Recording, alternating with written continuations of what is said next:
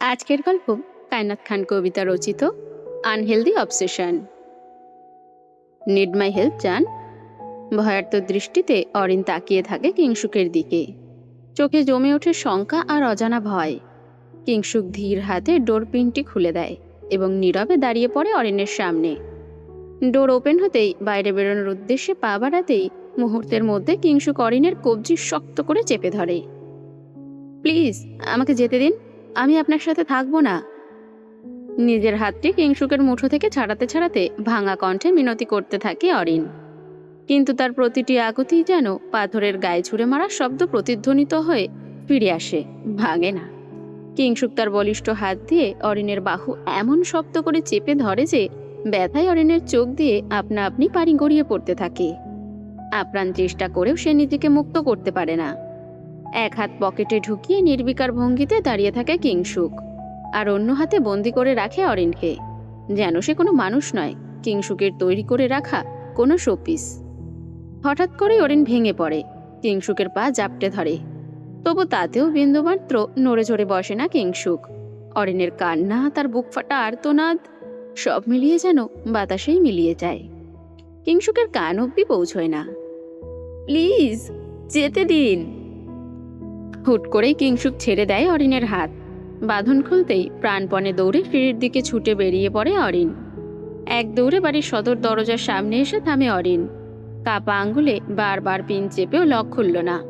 লাল আলো জ্বলে ওঠে বারংবার। বুকের ভেতর অজানা শঙ্কা জমে ওঠে। সে ব্যাকুল দৃষ্টিতে চারপাশে তাকিয়ে পালানোর কোনো পথ খুঁজতে থাকে। হঠাৎ চোখে পড়ে বিপরীত পাশে আরেকটি দরজা। ক্ষীণ আসার আলো নিয়ে সেদিকে এগোতে যাবেই ঠিক তখনই তার সামনে নীরবে এসে দাঁড়ায় কয়েকজন সার্ভেন্ট। মুহূর্তেই সব পথ যেন বন্ধ হয়ে যায়। সার্ভেন্টরা মাথা নিচু করে দাঁড়িয়ে থাকে অরিনের সামনে, একদম পাথরের মূর্তির মতো। অরিন বহুবার তাদের পাশ কাটিয়ে যেতে চায়, কিন্তু কেউ নড়ে না। উপর থেকে নিথর অনুভূতিহীন চোখে এই পাগলের মতো ছোটাছুটি দেখতে থাকে কিংশুক। মুখে কোনো ভাব নেই, চোখে কঠোরতা, যেন দুই হাত ভাঁজ করে সে উপভোগ করছে অরিনের এই করুণ দশা। আর কোনো উপায় না পেয়ে আবারও দরজার সামনে আসে অরিন। আবারও পাসওয়ার্ড দেয়, আবারও ব্যর্থতা। হঠাৎ কি মনে হয়, দৌড়ে ল্যান্ডলাইনের দিকে ছুটে যায় সে। কাপা হাতে নাম্বার ডায়াল করতে থাকে। ঠিক তখনই একটা শক্ত হাত এসে তার কবজি চেপে ধরে। মুহূর্তের মধ্যে তাকে নিজের দিকে ঘুরিয়ে নেয় কিংশুক। আর কত এনার্জি নষ্ট করবে জান? কিছু তো বাঁচিয়ে রাখো। আমি বেরোবো কিং, আমি মুক্তি চাই। কিংশুক এক হাতে অরিনের কোমর জাপটে ধরে, আরেক হাত দিয়ে তার কানের পিঠে চুল গুজে দিয়ে বলে, আমার মৃত্যুর আগে তো সেটা সম্ভব নয় জান। প্রচণ্ড ঘৃণায় কিংশুকের মুখে থুতু ছুঁড়ে মারে অরিন। চোখ বন্ধ করে ফেলে কিংশুক। আপনার মতো একটা জানোয়ার নারী নির্যাতনকারীর সাথে কোনো সুস্থ মানুষ থাকতে পারে না। নির্যাতন তো এখনো করিনি জান, চলো ডেমো দেখাই। কিং, হাত ছাড়ুন আমার। কিং, হাত ছাড়তে বলেছি। তুমি বললেই আমাকে শুনতে হবে? শুনতে হবে? আমি কোনো পুতুল নই, আমি মানুষ। হাত ছাড়তে বলেছি। হঠাৎ করেই গলা ফাটিয়ে আত্মচিৎকার শুরু করে অরিন। আতঙ্কে নিজের উপর নিয়ন্ত্রণ হারিয়ে ফেলে সে। হাত পা ছুটতে ছুটতে ছটফট করতে থাকে, যেন এই দম বন্ধ করা পরিস্থিতি থেকে কোনোভাবে মুক্তি পেতে পারে। কিংশুক অরিনকে ধরে প্রায় টেনে হিঁচড়ে উপরের দিকে নিয়ে যেতে থাকে। কিংশুক যতই উপরে যেতে থাকে, অরিন ততই নিজের শরীর শক্ত করে ফেলে। পাগলামি করে না। তুই আমাকে ছাড় কিং। কুল ডাউন জান, লিভ মি কিং। এক পর্যায়ে অরিনের সাথে তেমন পেরে ওঠে না কিংশুক। সাথে কিংশুক অরিনকে কোলে তুলে নেয়, তারপর নির্দয়ভাবে ছুঁড়ে ফেলে দেয় বিছানার উপর। অরিন আবারও দৌড়ে চলে আসতে চায়, কিন্তু কিংশুক আবারও তাকে আটকে ফেলে। আমাকে রাখতে বাধ্য করো না জান, লক্ষ্মী বউ না তুমি? আমাকে ছাড়তে বলেছি, তুই আমাকে ছাড় কিং। অরিনকে ঘুরিয়ে নিজের সামনে ফিরিয়ে নেয় কিংশুক, তারপর ঠোঁটে কিস করতে থাকে। অরিন যতবার দূরে সরায় সে ততবার কিস করতে থাকে। এভাবে বেশ কিছুক্ষণ অশান্তভাবে পাগলামি করার পর কিংশুকের বুকেই মাথা রেখে ফুপিয়ে ফুপিয়ে কাঁদতে থাকে অরিন। কিংশুকও সুন্দর মতো অরিনের মাথায় হাত বোলাতে থাকে, যেন সে এটাই চেয়েছিল, অরিন একদম নিস্তেজভাবে তার বুকেই আশ্রয় খুঁজে নিক। বাইরের জগৎটা খুব খারাপ জান, আমি ছাড়া কেউ তোমাকে এত ভালোবাসে না। কাঁদতে কাঁদতে এক পর্যায়ে শান্ত হয়ে পড়ে অরিন, চোখ বন্ধ করে নেয় সে। কিংশুকও অরিনকে নিজের বাহু ডোরে আবদ্ধ করে মেঝেতেই বসে থাকে। ঘুমাও জান, আমি আছি তো তোমায় প্রোটেক্ট করার জন্য। এভাবে প্রায় রাতের অর্ধেক অবধি কিংশুক অরিনকে ধরে বসে থাকে। শেষ রাতে শুইয়ে দেয় বিছানায় অরিনকে। তারপর একটি হ্যান্ডকাফ দিয়ে নিজের হাতের সাথে অরিনের হাত লক করে কিংশুকও চুপচাপ শুয়ে থাকে। আমি ছাড়া বাইরের জগৎটা তোমার জন্য নিষিদ্ধ জান। নিজ হাতে হ্যান্ডকাফ লাগিয়ে অপরের পাশের লকটি অরিনের হাতে লাগিয়ে দেয় কিংশুক, যেন বিন্দুমাত্র চোখের আড়াল হলেও অরিন তাকে ছেড়ে চলে যাবে। হাতে হ্যান্ডকাফ লাগিয়ে আধশোয়া হয়ে অরিনের মুখ বরাবর তাকিয়ে থাকে কিংশুক। তার দৃষ্টি যেন আটকে রয়েছে এক মোহে। এ মোহ থেকে বের হওয়া সারা জীবনের জন্য অসম্ভব। ঘুমন্ত অরিনের গালে স্লাইড করতে থাকে কিং। থেকে থেকে চুমুও খায় সে। পরক্ষণে কিংশুকের চোখ চলে যায় অরিনের ওষ্ঠযুগলে। কিংশুকের অ্যাডামস অ্যাপেল ওঠানামা করে। সে নিজের হাতের পানে তাকায়। কয়েক মুহূর্তের ব্যবধানে আবারও হ্যান্ডকাপ খুলে সাইডে রেখে দেয় এবং পাশের ড্রয়ার হতে চেতনানাশক স্প্রে নিয়ে অরিনের মুখে কয়েকবার স্প্রে করে দেয়।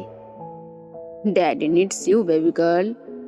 জ্ঞানহীন অরিনকে খুব কাছে পেতে ইচ্ছে করে কিংশুকের, এতটাই কাছে যতটা কাছে আসলে আর কেউ তাদের আলাদা করতে পারবে না।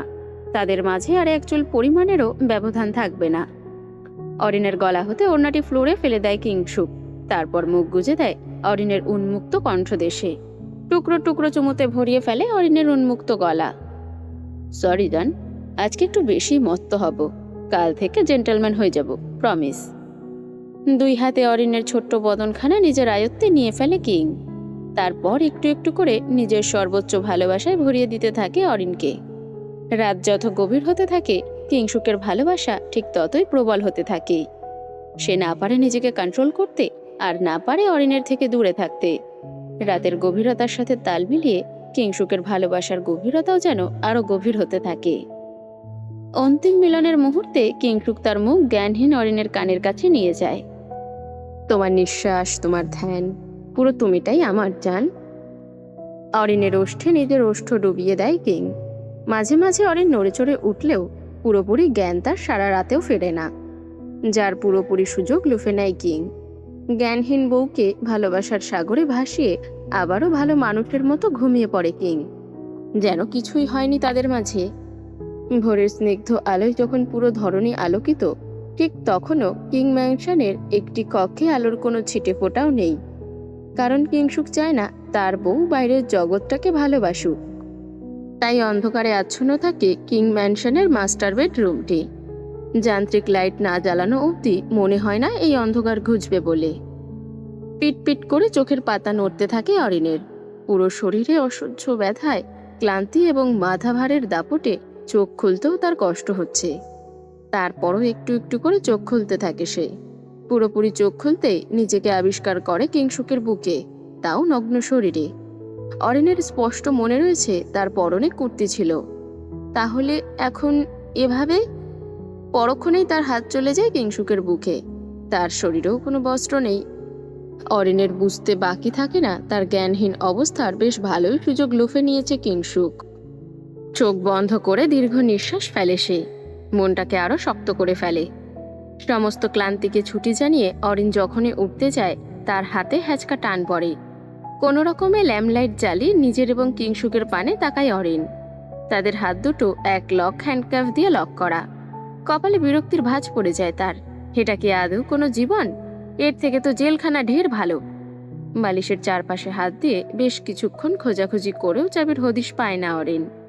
তারপর এখানে ওখানে যতটুকু সম্ভব হাত চালিয়ে খুঁজতে থাকে চাবি। চাবি খুঁজতে খুঁজতে হঠাৎ হাতে হ্যাচকার টান পড়ে অরিনের। উপর হয়ে পড়ে যায় কিংশুকের বুকে। কি সমস্যা বউ, এত নড়ো কেন? কিংশুকের কথার প্রতি উত্তরে কি বলবে কিছু বুঝতে পারে না অরিন। আমতা আমতা করে বলে, আমি ওয়াশরুমে যাব কিং। কিংশুক চোখ মেলে তাকায়, তারপর উঠে বসে অরিনকে নিয়ে বলে, চলো যান। কপাল কুঁচকে তাকায় অরিন। চলো মানে? কিংশুক বলে, ওয়াশরুমে যাবে না? সে তো আমি যাব, আপনি কোথায় যাচ্ছেন? কেন ওয়াশরুমে? অরিনের চোখ কপালে উঠে যায়। ধৈর্যের শেষ সীমানায় চলে আসে সে। তারপরও অশান্ত মনটাকে শান্ত করে ফেলে সে। এখন রাগলে নিজেরই ক্ষতি হবে, আর কিছুই নয়। আমার হাত খুলুন, আমি একাই যাব। পাগল নাকি? কিং প্লিজ, আমি ফ্রেশ হব। আমার সামনে হতে সমস্যা কোথায় জান? কিছু মানুষ থাকে না যারা বুঝেও না বোঝার ভান ধরে, কিংশুকও ঠিক তেমনই। সে ঠিকই বুঝতে পারে অরিন কি চায়, কি বলতে চাইছে সে, কিন্তু তারপরও একা ছাড়তে চায় না। এটা কি আদৌ কোনো অবসেশন, নাকি আনহেলদি অবসেশন? আমি পেট পরিষ্কার করব। করো, আমি কি না করেছি? চলো। কিংশুক উঠে অরিনকে নিয়ে ওয়াশরুমে যেতে থাকে। শরীর শক্ত করে দাঁড়িয়ে পড়ে অরিন। পাগলামির একটা লিমিট থাকে, কিন্তু কিংশুক আজকে সেটাও ক্রস করে ফেলেছে। কি হলো জান, যাবা না? আমি একাই যাব। না। আপনি সাথে কি করবেন? তোমাকে দেখব। কি দেখবেন, পটি করা? বেশ রেগে মেগে যায় অরিন। তার ধৈর্যের বাঁধ এবার ছুটে চলে যায়। এমন কি আছে যেটা তোমার আমি দেখিনি? তাই বলে ওয়াশরুমে যাবেন? গেলে প্রবলেম কোথায়? গিয়ে কি ফ্ল্যাশ করবেন কমোড? দরকার হলে করলাম। গু খান ভাই। ছি! অরিনকে বেশি মাত্রায় রাগিয়ে হাত খুলে দেয় কিংশুক। হাতের লক আনলক হতে গটগটিয়ে ওয়াশরুমে ঢুকে পড়ে অরিন। কিংশুকও বিছানায় গিয়ে আরাম করে শুয়ে ফোন হাতে নেয়। তারপর ওয়াশরুমের সিসিটিভি অন করে চুপচাপ দেখতে থাকে তার বউ একা একা কি করতে চায় তাকে ছাড়া। দরজা লক করে চুপচাপ ঝর্ণার পানির নিচে বসে নীরবে কাঁদতে থাকে অরিন। কাল রাতেও যে তার সাথে বাজে কিছু হয়ে গেছে সেটা ঘুম থেকে উঠেই নিজের পানে তাকিয়ে বুঝতে পারে সে। তাই বলে কেউ জ্ঞানহীন থাকা অবস্থায় সুযোগ নিল, তাও এত বাজেভাবে? নিজের মাথা নিচু করে নিজের গলার বেশ কিছু অংশ ভালোভাবে দেখল সে। নতুন কামড়ের দাগ, তাও অসংখ্য। এটা কি কোনো মানুষের কাজ? ফুপিয়ে ফুপিয়ে কাঁদতে থাকে অরিন। নিজের মনটা একটু হালকা করতে চায় সে, কিন্তু তার এই কান্না আরেকজনের মাথা ব্যথার কারণ হয়ে পড়ে। কিংশুক চোয়াল শক্ত করে তার কান্নারত ফুটেজ দেখতে থাকে। তাহলে কি তার ছোঁয়াতেই অসন্তোষ অরিন? উঠে সোজা ওয়াশরুমে চলে যায় কিং। ডোর লক থাকায় বাইরে থেকে চাবি দিয়ে আনলক করে তারপর ভিতরে প্রবেশ করে সে। অরিন তখনও পানির মাঝেই বসে থাকে। কে এলো কে গেল সেদিকে কোনো ধ্যান নেই বললেই চলে তার। কিংশুক ওয়াশরুমে ঢুকে সোজা অরিনের সামনে দাঁড়িয়ে পড়ে। মাথা তুলে তাকায় অরিন কিংশুকের পানে। ঘেন্না লাগে আমার ছোঁয়া? চোখ বন্ধ করে কিংশুকের কর্কশ বাণীগুলো শুনতে থাকে অরিন। অনেক ঘৃণা লাগে আপনি কাছে আসলে।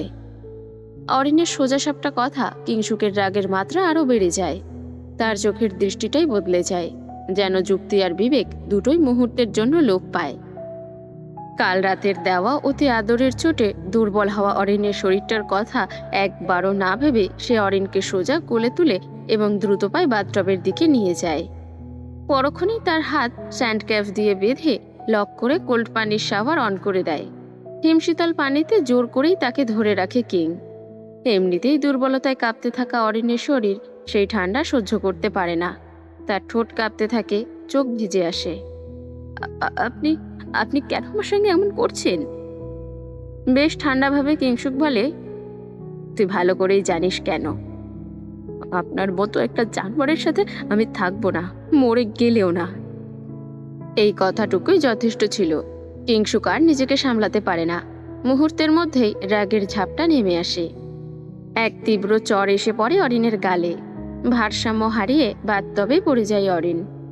কিংশুকও কিছু না বলে হিমশীতল পানির মাঝে অরিনকে রেখে বাহিরে চলে যায়। এইভাবে প্রায় 2 ঘন্টা অবধি হিমশীতল করা পানিতে পড়ে থাকে অরিন। চারপাশটা হঠাৎ অন্ধকার হয়ে আসে তার চোখে। শরীর নিস্তেজ হয়ে যায়, কণ্ঠে আর কোনো শব্দ ভেসে আসে না। আস্তে আস্তে তার নিঃশ্বাসও ভারী হয়ে যায়।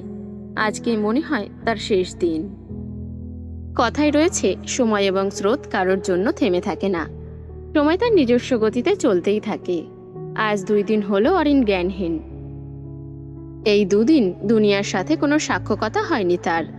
রক্তের স্রোতে যখন পুরো বাথটব ভরে লাল রঙে রঙিন হয়ে যায়, তখনও অরিনের চোখ দুটো পুরোপুরি বন্ধ না হয়ে নিভু নিভু করছিল। হয়তো কিংশুক এসে তাকে বাঁচাবে এই ভরসায়, কিন্তু ভাগ্যের খেলায় যেন অরিন গোহারা হেরে যায়।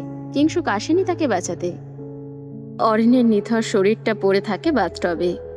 যদি পুরো বাথটব ভর্তি পানি থাকতো তাহলে হয়তো অরিন এতক্ষণে পরপারে চলে যেত, কিন্তু পানি কম থাকায় এ যাত্রায় বেঁচে যায় সে। অরিনের যখন জ্ঞান ফেরে তখন সে নিজেকে আবিষ্কার করে খান বাড়িতে নিজের কক্ষে। চারপাশে চোখ বুলিয়ে অরিন তার মনি, মা এবং বাইকারকে দেখতে পায়।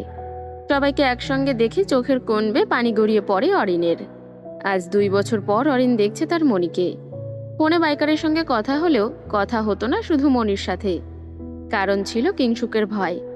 যদি মনি আবেগে বশীভূত হয়ে কিংসুককে তার ঠিকানা সম্পর্কে বলে দেয়, সেই ভয়ে কথা বলেনি সে মনির সঙ্গে। আজ 2 বছর পর আতিয়া বেগমকে দেখে খুব মন চাইল তাকে জড়িয়ে ধরতে, কিন্তু শরীরের শক্তির কাছে পরাজিত হয়ে বিছানাতেই শুয়ে রইল সে। মনি? অরিনের কণ্ঠে ফুটে ওঠে এক বুক ফাটা আর্তনাদ, যেন সে চাইছে তার মনিকে কাছে। একবার খোঁজ নিলে কি হতো অরিন? চোখ বন্ধ করে একটা দীর্ঘ নিঃশ্বাস ফেলে অরিন। আজ সে অপরাধী তার মনির কাছে। এই অপরাধের কোনো ক্ষমা হয় না, আর না কোনো অজুহাত দিয়ে নিজের দোষ ঢাকা যায়। তুমি কি আমাকে মাফ করনি মনি? অরিনের সোজাসাপটা কথায় কিছুটা গলে যায় আতিয়া বেগম। কোনো প্রকারের ভনিতা না করে অরিন সোজা ক্ষমা চেয়ে নেয় তার মনির কাছে। এত বড় এখনো হওনি যে মাকে ইমোশনাল ফুল বানাবে। খানিকটা অভিমান করেই কথাটি বলেন আতিয়া বেগম। অরিন তার হাত বাড়িয়ে দেয় আতিয়া বেগমের পানে। তোমার হাতটা একটু দেবে মনি? অনেক দিন ছুঁয়ে দেখি না তোমাকে। অরিনের চোখ দিয়ে অনবরত পানি গড়িয়ে পড়তেই থাকে। আতিয়া বেগমও এবার নিজেকে আর ধরে রাখতে পারে না। ছোট থেকে লালন পালন করে বড় করা মেয়েকে কি নিজের সন্তানের চাইতে কম? উঠে এসে জড়িয়ে ধরে অরিনকে। অরিন শুধু নিজের হাত দুটো মেলতেই পারে। উঠে বসার মতো শক্তি সে 2 দিন আগেই খুইয়ে বসেছে। আই মিসড ইউ মনি। খুব শক্ত করে আতিয়া বেগমকে জড়িয়ে ধরে কথাটি বলে অরিন। অন্যদিকে আতিয়া বেগম কান্নার স্রোতে মুখ থেকে কিছুই বের করতে পারে না। তারপর নিজেকে সামলে নিয়ে অরিনের কপালে চুমু খায় তিনি। তারপর হাত দিয়ে অরিনের চোখের পানি মুছে দেয়। পরক্ষণেই অরিন খানিকটা বিচলিত হয়ে পড়ে।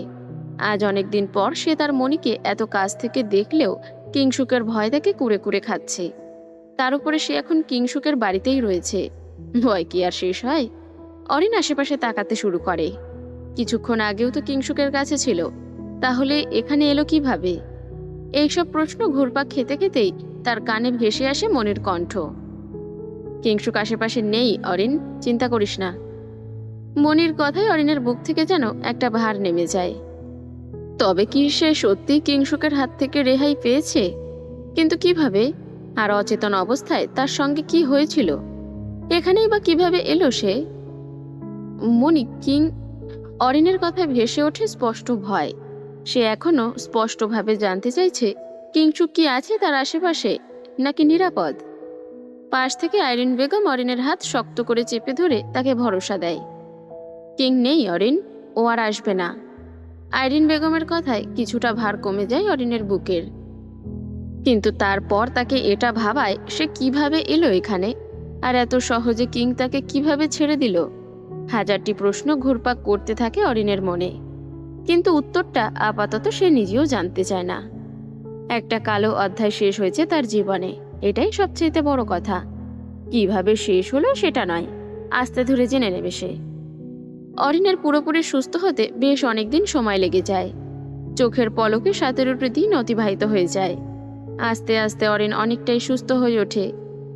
ঠিক মতো চলাফেরা করতে পারে সে, যদিও শরীর এখনো দুর্বল, তবুও চলার মতো গতি ফিরে পায় সে।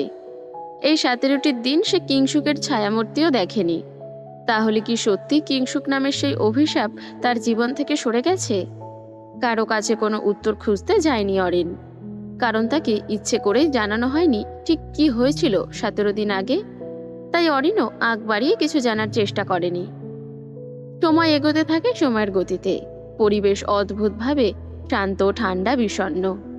কোথাও একজন মানুষ 2 আঙ্গুলের ফাঁকে সিগারেট ধরে নিশ্চুপে ধোঁয়া ছাড়ছে। তার চোখ দেওয়ালে টাঙ্গানো এক মেয়ের ছবিতে স্থির। রাতটা অস্বাভাবিক রকম শান্ত, এতটাই শান্ত যে এই নীরবতার ভেতরেও নিজের নিঃশ্বাসের শব্দ শুনতে পাচ্ছে কিংসুক। লন্ডনের এই ঘরটা অন্ধকারে ডুবে আছে।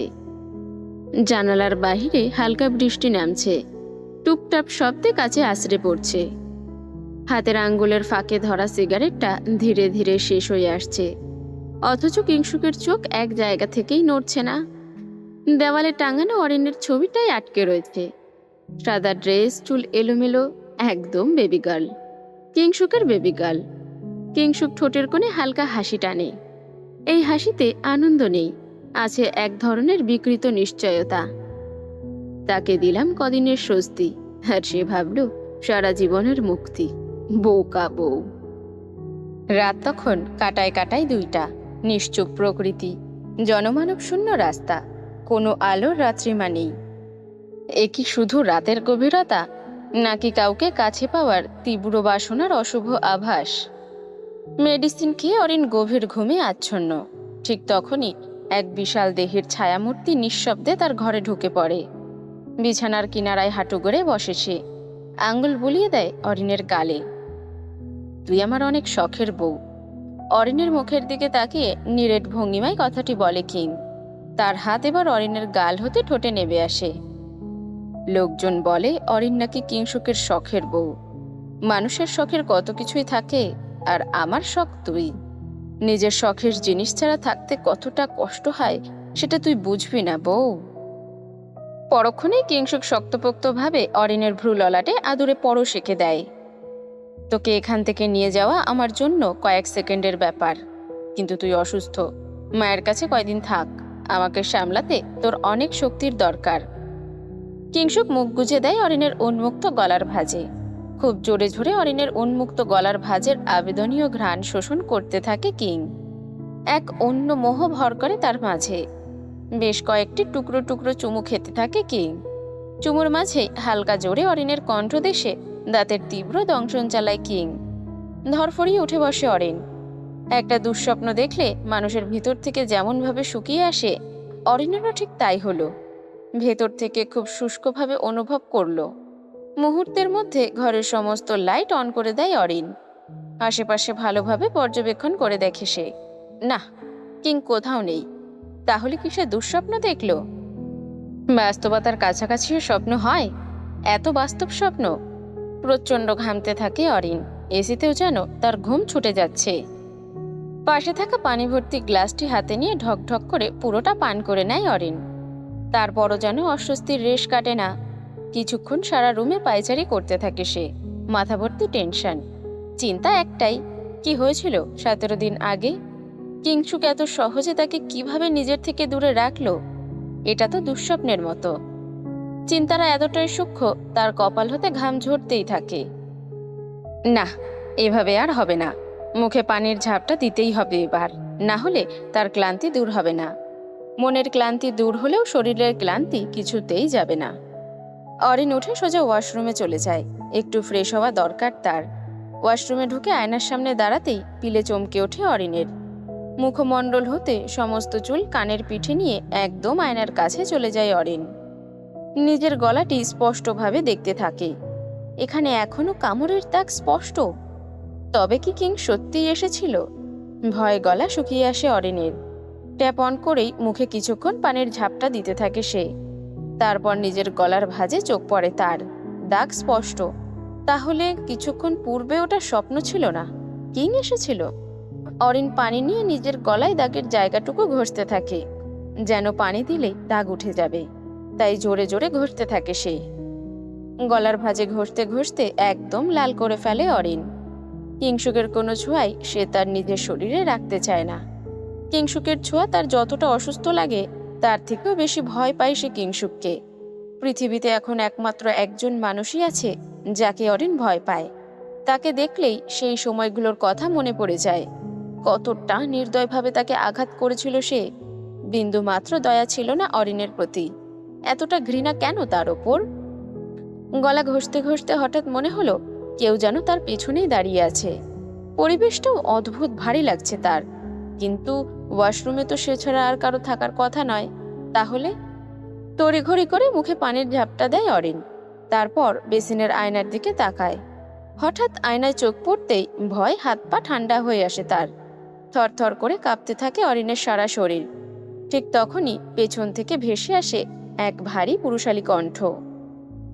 এত গভীরভাবে স্পর্শ করব যে দুনিয়ার কোনো পানি তোকে শুদ্ধ করতে পারবে না। আপনি অন্য কাউকে আশা করেছিলি বেবি গার্ল?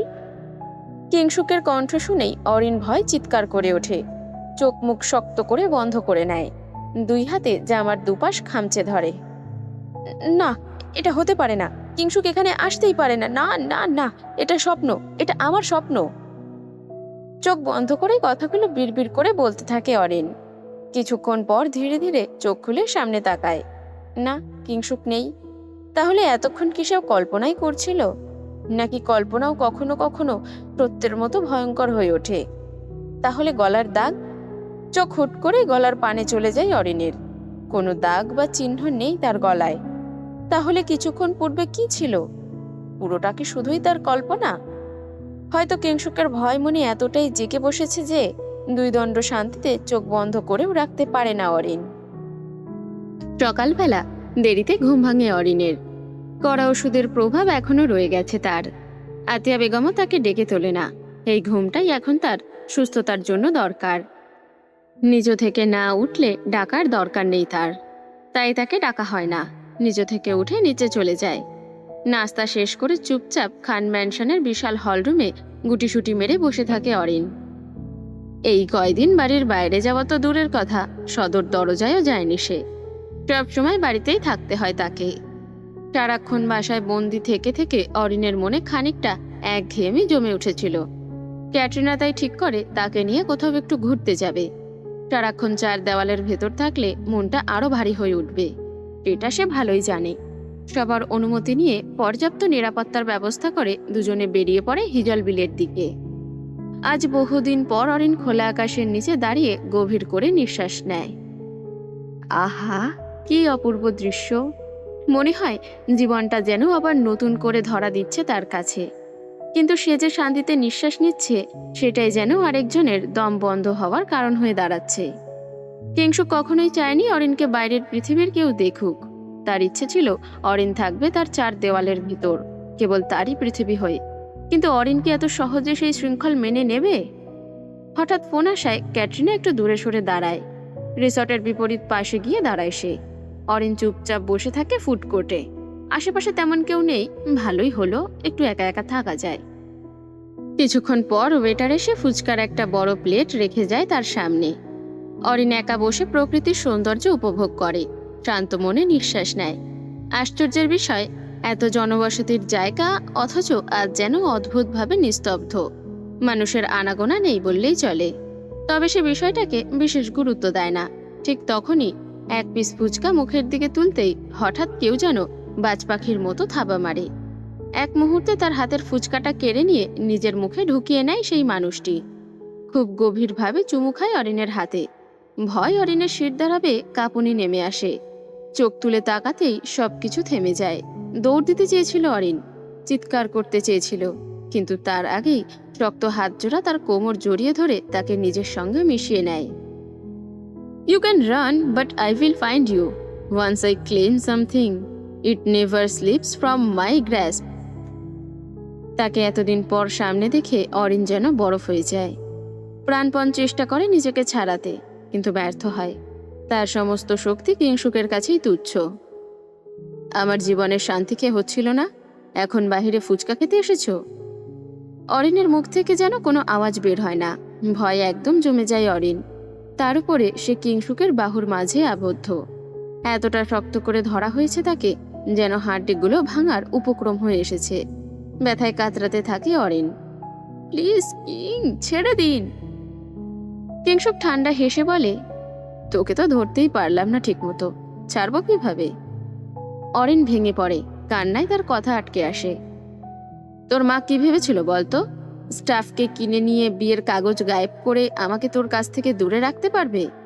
একটা কাগজ আমাকে আটকাবে তোর কাছে আসা থেকে? বোকা জনগণ, এই দুনিয়ায় এমন কোনো শক্তি নেই যে তোকে আমার থেকে আলাদা করবে। কথাগুলো বলতে বলতে কিংশুকের কণ্ঠে ভয়ঙ্কর দৃঢ়তা জমে ওঠে। অরিনও বুঝে যায় কি হয়েছে 17 দিন আগে। মোটামুটি একটা ধারণা পেয়ে যায় সে। দরকার হলে তোর লাশ নিয়ে সংসার করব, এখানে তো তুই জীবন্ত, জীবন্ত মানুষকে ছেড়ে দেব? কিংশুকের প্রতিটি হুঙ্কারে যেন সর্বাঙ্গ কেঁপে ওঠে অরিনের।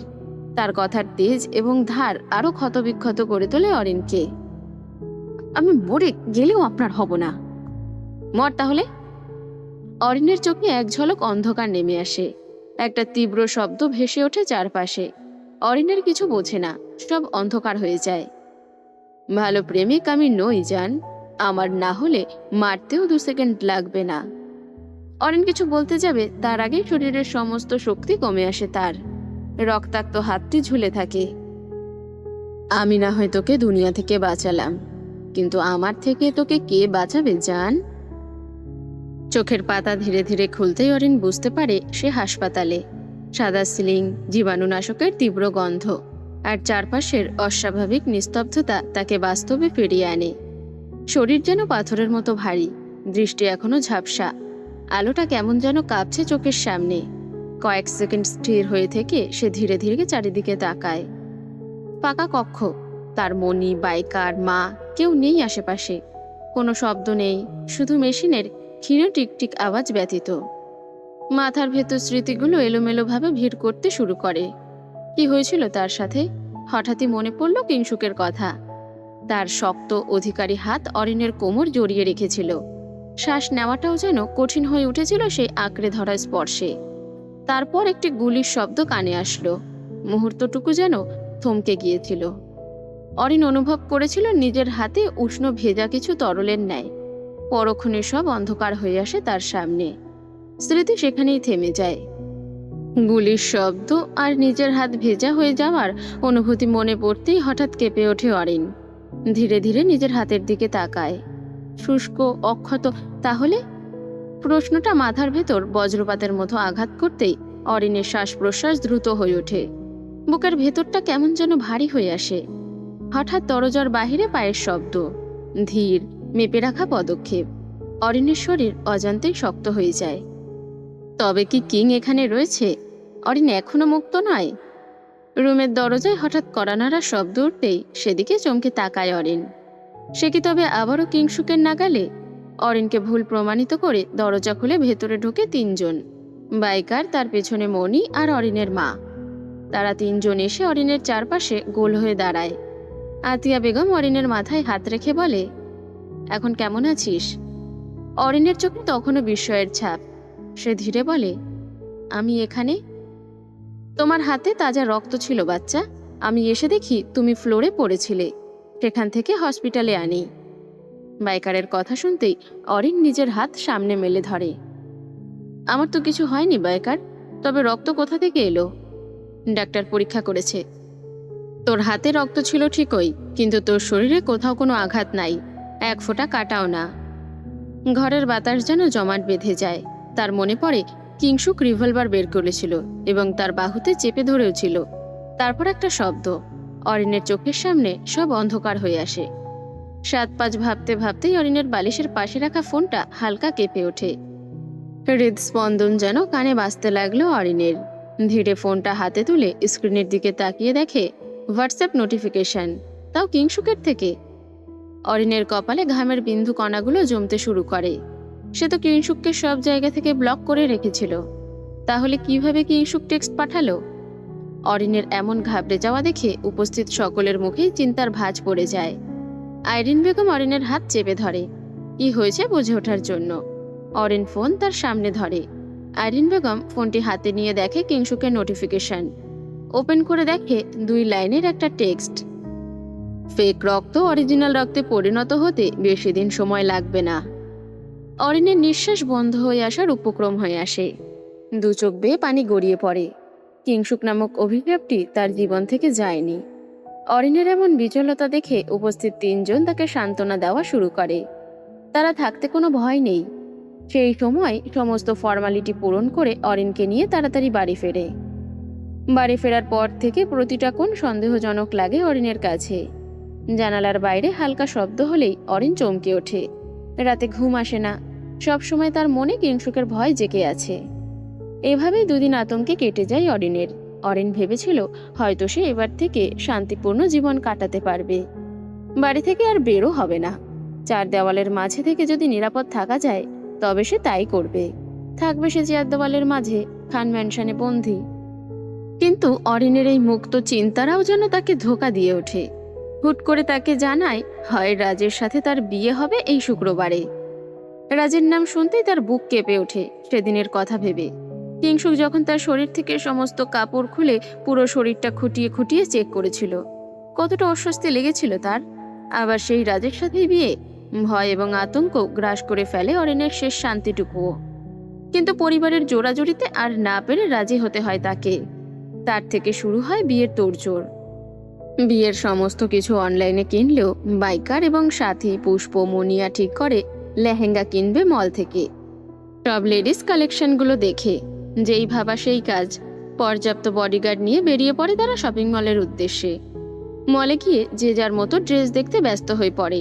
ফাঁক দিয়ে অরিন একটি লাল লেহেঙ্গা নিয়ে ট্রায়াল রুমে চলে যায়। বাকিরা যে যার মতো কালেকশন দেখতে ব্যস্ত। এবার জমিয়ে আনন্দ করবে সবাই অরিনের বিয়েতে। দরজা বন্ধ করে ভেতরে নরম আলোয় বড় আয়নার সামনে ধীরে ধীরে ড্রেস বদলাতে শুরু করে অরিন।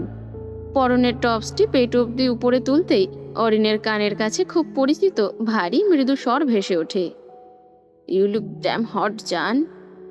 তড়িৎ গতিতে অরিন তাকায় আয়নার পানে। কিংসুক হাত ভাঁজ করে দাঁড়িয়ে থাকে তার পানে। তাকে দেখার সাথে সাথে কলিজার সমস্ত পানিটুকু যেন শুকিয়ে আসে। কিং! ভয় ঘুরে তাকায় অরিন কিংসুকের পানে। চোখে সেই চেনা তীক্ষ্ণ দৃষ্টি, ঠোঁটে হালকা বাঁকা হাসি। কিংসুক এসে সোজা অরিনের সামনে দাঁড়ায়। অরিন ভয় হাতে থাকা লেহেঙ্গাটি চেপে ধরে, মাথা নিচু করে দাঁড়িয়ে থাকে। চোখ দিয়ে অনবরত পানি গড়িয়ে পড়ে তার। কিংসুক এক হাত পকেটে ঢুকিয়ে আরেক হাত অরিনের মাথার উপরে রাখে।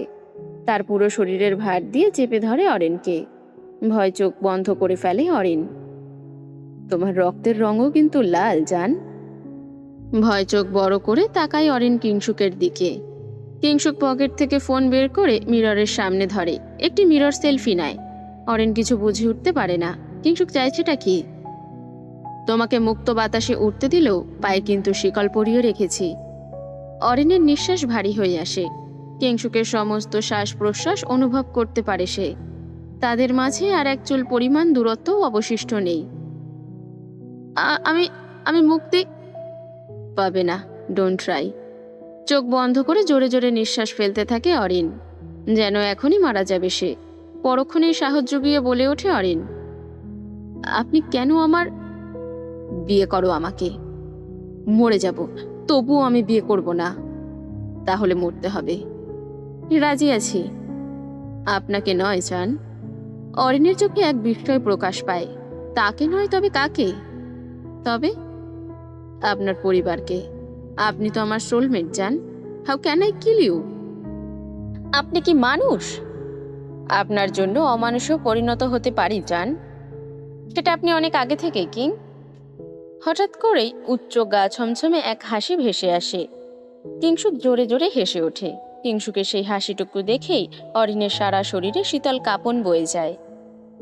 ভয় কাঁপতে থাকা অরিনের দিকে তাকিয়ে কিংসুক মুখটা ঝুঁকিয়ে আনে, এতটাই কাছে যে দুজনের নিঃশ্বাস একে অপরের সঙ্গে আষ্টে পৃষ্ঠে মিশে যেতে থাকে। বউ ছাড়া অনেকদিন রয়েছে জান। Let's do some activities. Activities? Love activities. কিংসুকের মাদকতাময় কণ্ঠস্বর শুনে ঢোক গেলে অরিন। তার চোখের ভাষা বলে দিচ্ছে আজ কিছু একটা অঘটন ঘটতে চলেছে। কি করতে চাইছেন আপনি? আগামী 2 ঘন্টা এখানে কেউ আসবে না জান। একটু সমস্যা হবে, কিন্তু অ্যাডজাস্ট করো। মা। অরিনের কথাগুলো ঠোঁটেই থামিয়ে দিয়ে কিংসুক যেন উন্মত্ত ভালোবাসায় তাকে ঢেকে দেয়।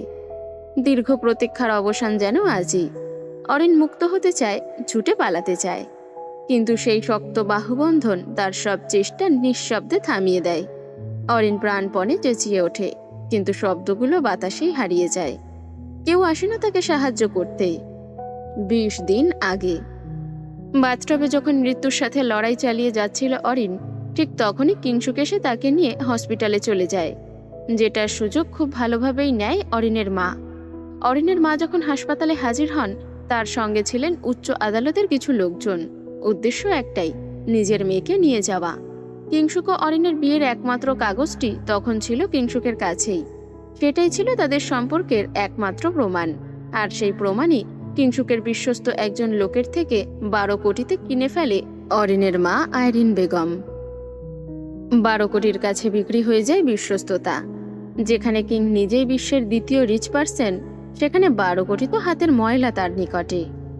আইরিন বেগম সব লোক এবং মিডিয়া এনে জড়ো করেন, নিজের মেয়েকে নিয়ে যাবেন বলে কিংসুককে জানিয়ে দেন। কিন্তু আইরিন বেগমকে 600 ডিগ্রির ঝাটকা দিয়ে কিংসুক নিয়ে যেতে বলে অরিনকে, কারণ অরিনের শারীরিক অবস্থা ভীষণ নাজুক ছিল। সে যদি কিংসুকের সঙ্গে থাকতো, কবে সুস্থ হতো তা বলা কঠিন। কিংসুকের রাগের পারদ সামান্য কারণেই চড়ত। সে আগুনের ভেতর অরিনের সুস্থতা কতটা সম্ভব ছিল প্রশ্ন থেকেই যায়। তাই সেদিন অদ্ভুতভাবে শান্ত ছিল কিংসুক। সিগারেট টানতে টানতে ঠান্ডা গলায় বলেছিল মেয়েকে নিয়ে যেতে। সেদিনের সেই দৃশ্যটাই ছিল অরিনের মায়ের সাময়িক বিজয়। কিন্তু গল্প সেখানেই শেষ হয়নি। খুব দ্রুতই কিংসুক পুরো বিষয়টি স্পষ্টভাবে জেনে যায়। তাদের বিয়ের সমস্ত কাগজপত্র পুড়িয়ে ফেলা হয়েছে, একেবারে নিশ্চিহ্ন করে দেওয়া হয়েছে, আর সে টেরই পায়নি, গুণাক্ষরেও না। এই বিশ্বাসঘাতকতা কিংসুককে উত্তেজিত করেনি, বরং আরও ঠান্ডা করেছে। সে ধীরে স্থির মাথায় নিজের মতো করে গেম সেট করতে শুরু করে। কারণ অরিন এবং তার বিয়ের কোনো মেমোরিজ নেই। এই ক্ষেত্রে অরিন সুস্থ হলে আবারও তাকে নিজের করে নেবে বলে দূর থেকে অরিনের ওপর কড়া নজর রাখে কিংসুক। অরিনের রুম থেকে শুরু করে ওয়াশরুম এবং অরিনের ব্যালকনি বা জানালা, ঘরের আনাচে কানাচ থেকে বাইরে তাকালে চোখ যত দূর যাবে সেই অবধি ক্যামেরা সেট করে রাখে কিংসুক, যেন অরিন যেটা দেখে সেও সেটা দেখতে পায়। এভাবেই নিজের অজান্তে কিংসুকের বন্দিনী হয়ে থাকে অরিন। বর্তমান শপিং মলের ট্রায়াল রুমে প্রায় 2 ঘন্টা ধরে কিংসুকের লাভ রোম্যান্স চলে। তার ভালোবাসা এতটাই তীব্র যন্ত্রণাদায়ক হয়ে ওঠে যে অরিন না পারতেই নিজের জ্ঞান হারিয়ে বসে। এক পর্যায়ে কিংসুক থেমে অরিনকে নিজের কোলে শক্ত করে ধরে রাখে। জ্ঞানহীন অরিনের মুখটা নিজের অতি নিকটে নিয়ে আসে। আস্তে আস্তে অরিনের কানে গিয়ে বলে, কিং, প্রতি নিঃশ্বাসে নাম তোমার লেখা আমার মনেরও ভেতরে। পুরো দুনিয়া জ্বালিয়ে দেব, করব ছাড়খাড় তোমায় না পেলে। শরীরে তীব্র যন্ত্রণা নিয়ে আস্তে করে চোখ মেলতে থাকে অরিন। চোখ মেলতেও যেন দম বের হয়ে যায় তার। কোনো রকম চোখ খুলে তাকায় চারপাশে। নিজেকে আবিষ্কার করে খান ম্যানশন নিজের কক্ষে। 2 হাতে ভর দিয়ে উঠে বসে অরিন। শ্বাস ফেলতেও টনক নড়ে ওঠে তার। শরীরের শেষ শক্তিটুকু সঞ্চয় করে উঠে দাঁড়ায় অরিন। আস্তে আস্তে রেস্টরুমের দিকে চলে যায়। একটা লম্বা শাওয়ার নিয়ে রেস্টরুম থেকে বেরিয়ে এসে সোজা আয়নার সামনে তাকায় সে। তাকাতেই চোখ চলে যায় কণ্ঠদেশে। তাজা দাগের চিহ্ন স্পষ্ট বোঝা যাচ্ছে। চোখ বন্ধ করে ট্রায়াল রুমে কিং এর লাভ অ্যাক্টিভিটিজের স্মৃতিচারণ করে অরিন। সেটাতে লাভ কম, পেইন বেশি। কিংসুকের ভালোবাসায় এত পেইন কেন হয়? নর্মাল ভালোবাসা কি তার ডিকশনারিতে নেই? এত নিষ্ঠুর কেন কিং?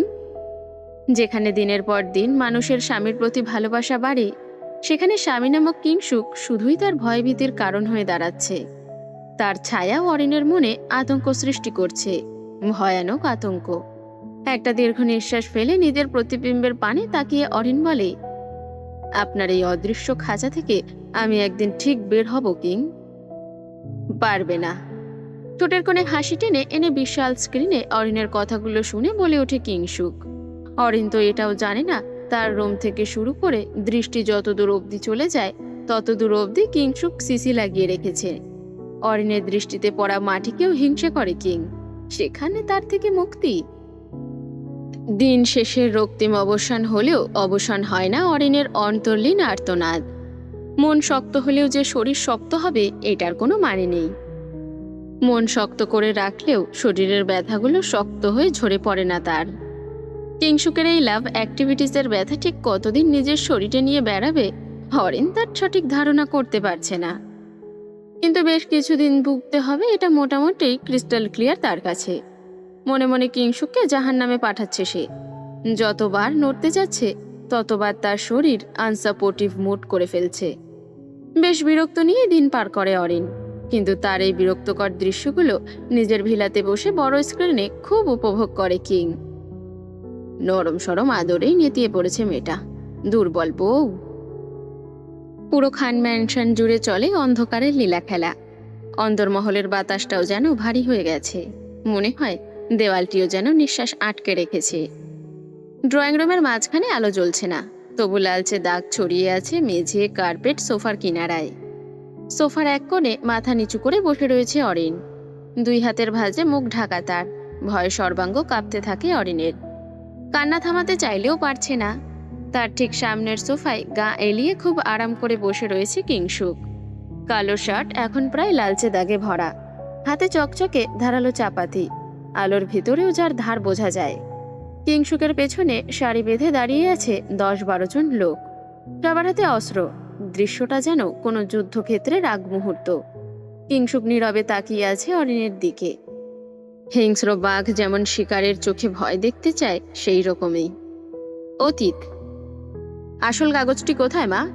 অরিনের সোজাসাপটা প্রশ্নে কিছুটা ভ্যাবাচাকা খেয়ে যায় অ্যাডিন বেগম। আতিয়া বেগমও কিছুটা ধাক্কা খায়। অরিনের তো তেমন কিছু জানার কথা নয়। বিয়ের কাগজ কিভাবে সরানো হয়েছে, তাকে কিভাবে লন্ডন থেকে দেশে আনা হয়েছে, পুরোটাই তার অজানা। তবে হঠাৎ এই প্রশ্ন কেন? কোনো ভনিতা না করে আইরিন বেগম বলে, তুমি জানলে কি করে? আইরিন বেগমের পাল্টা প্রশ্নে উত্তর দেয় অরিন, বাইকার বলেছে। আর কিছু লুকিয়ে রেখো না মা। অরিনের শক্ত চাহনি নাজেহাল করে ছাড়ে উপস্থিত সকলকে, যার ফলে না পারতেও তারা সবটা বলতে থাকে। কিন্তু বিপত্তি বাধে ট্রায়াল রুমের কথা শুনে।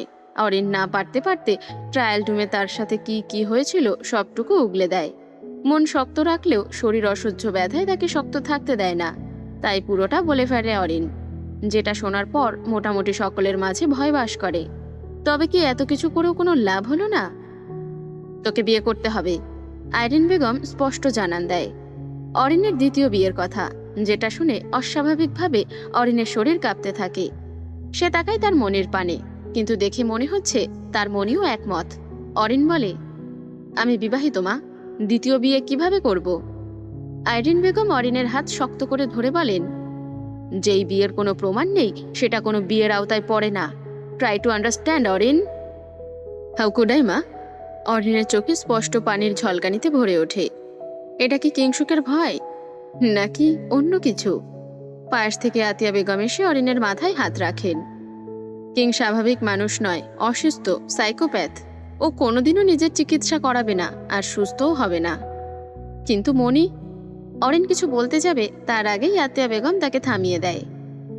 যে নিজের মাকে খুন করতে পারে সে তোকে কিভাবে শান্তিতে বাঁচতে দেবে অরি? সর্বাঙ্গ জুড়ে একটি শীতল হাওয়া বয়ে যায় অরিনের। নিজের মাকে কে খুন করতে পারে? কিংসুকের সাইকোলজি সমস্যা রয়েছে এটা অরিনের জানা, কিন্তু কিংসুক নিজের মাকে খুন করেছে এটা সম্পূর্ণ তার অজানা। চোখের সামনে ঝাপসা দেখতে থাকে অরিন। তার স্বামী ভালো মানুষ নয় এটা সত্যি, তাই বলে এতটাই জঘন্য সে? নিজের মাকে কেউ কিভাবে মারে? কোন বিকৃত মস্তিষ্কের মানুষের কাজ এটা? কিংসুকের এই ভয়ানক অতীত শুনে অরিন দ্বিতীয় বিয়েতে রাজি হয়ে যায়। সারা জীবন এমন একজন মানুষের সাথে থাকা কখনোই সম্ভব নয়, তাও যে নিজের মায়ের খুনি। অরিনের বিয়ে রাজের সাথে ঠিক করা হয়। রাজ অরিনকে পছন্দ করত মোটামুটি সকলেরই জানা। তার উপরে রাজ ভালো ছেলে, কোনো বাজে নেশা বা খারাপ গুণ তার মাঝে অবশিষ্ট নেই। আধুনিক যুগের তুলনায় যথেষ্ট মার্জিত এবং ভদ্রলোক সে।